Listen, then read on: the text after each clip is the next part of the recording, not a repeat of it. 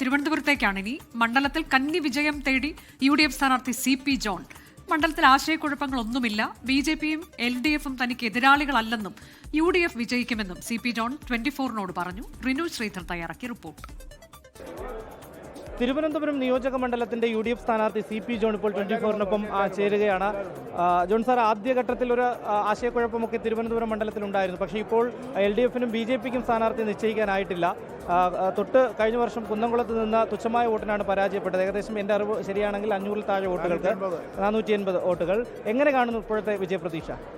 ഈ മണ്ഡലം ഐക്യജനാധിപത്യ മുന്നണിയെ പൂർണ്ണമായി ഏറ്റെടുത്തിരിക്കുകയാണ്. അതിൻ്റെ ഭാഗമായിട്ട് ഐക്യമുന്നണിയുടെ സ്ഥാനാർത്ഥി എന്നുള്ള നിലയ്ക്ക് എന്നോട് കാണിക്കുന്ന സ്നേഹം വളരെ വലുതാണ്. ഇപ്പോൾ സംസ്ഥാനത്ത് ഏറ്റവും ചർച്ച ചെയ്യപ്പെടുന്ന മണ്ഡലം തിരുവനന്തപുരമാണ്. കാരണം എതിർ സ്ഥാനാർത്ഥികളെ എങ്ങനെ കാണുന്നു എന്ന് സാധാരണ നമ്മൾ കാൻഡിഡേറ്റിനോട് ചോദിക്കും. ഇപ്പോൾ ആ ചോദ്യത്തിന് പ്രസക്തിയില്ല. കാരണം എതിർ സ്ഥാനാർത്ഥിയെ ഇതുവരെയും തീരുമാനിച്ചിട്ടില്ല. എങ്ങനെയാണ് ആ ഒരു ഇടപെടലിനെ കാണുന്നത്? BJPയുടെയും അല്ലെങ്കിൽ NDAയുടെയും LDFിൻ്റെയും ഇടപെടൽ? അല്ല, എതിർ സ്ഥാനാർത്ഥികളൊക്കെ വരാൻ ഇനി സമയമുണ്ടല്ലോ.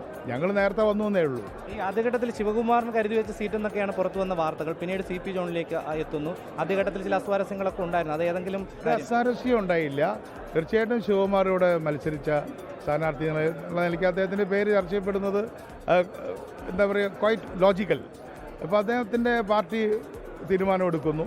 അദ്ദേഹം ഒരു അടിമുട്ടി കോൺഗ്രസ്സുകാരനാണ്. BJPക്ക് ശക്തമായിട്ടുള്ള വേരോട്ടമുള്ള മണ്ണ് ഇപ്പോൾ തിരുവനന്തപുരം നഗരസഭ തന്നെ BJP പിടിച്ചെടുക്കുന്ന ഒരു സാഹചര്യമുണ്ടായി. മുഖ്യ ശത്രു, നമുക്ക് തെരഞ്ഞെടുപ്പിലെ ശത്രു എന്ന് പറയാം, NDA ആയിരിക്കുമോ LDF ആയിരിക്കുമോ? നമുക്കത് ഇപ്പോൾ ക്ലിയർ അല്ല. വോട്ടുകളുടെ കണക്ക് വെച്ച് ഇപ്പോൾ നമുക്ക് പറയാൻ പറ്റില്ല. ഒരു കാര്യമുണ്ട്, BJP അല്ലെങ്കിൽ NDA അവരെ ഒരു 2011 മുതൽ, പ്രത്യേകിച്ച് 2016 മുതൽ കയറിക്കൊണ്ടേയിരിക്കുകയായിരുന്നു. അതൊന്നും ഇപ്പോൾ താഴത്തേക്ക് വരാൻ തുടങ്ങി. ഭരണവിരുദ്ധ വികാരം പ്രതിഫലിക്കും. ഭരണവിരുദ്ധ വികാരമാണ് മുഖ്യമായിട്ടുള്ളത്. തിരുവനന്തപുരം സെൻട്രൽ മണ്ഡലത്തിൽ നിന്ന് ഒരു മന്ത്രിയെ പ്രതീക്ഷിക്കാമോ നമുക്ക്? അതൊന്നും ഇപ്പം നമ്മൾ പറയേണ്ട കാര്യങ്ങൾ. UDF എന്തായാലും അധികാരത്തിൽ എത്ര സീറ്റ് കിട്ടും?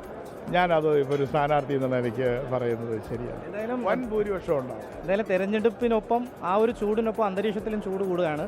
എന്തായാലും അഭിനന്ദനങ്ങൾ, ആശംസകൾ. വളരെ നന്ദി.